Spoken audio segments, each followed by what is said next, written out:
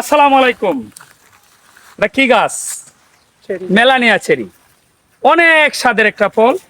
এই গাছে এই যে দেখেন একটা দুটা করে ফুল আসতেছে, আবার ছোট্ট করে ফলও আসছে। এই যে এই যে এই যে এই যে ফল আসছে।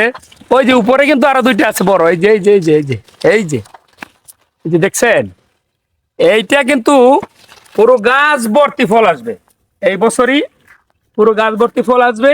এই গাছের গোড়ায় খাবার দিতে হবে, আর গাছটাকে সামান্য পরিচর্যা করে দিতে হবে। আমি বেশি ডাল কাটবো না। এই যে নিচের যে ডালগুলো আছে এই ডালগুলাকে কেটে দেবো।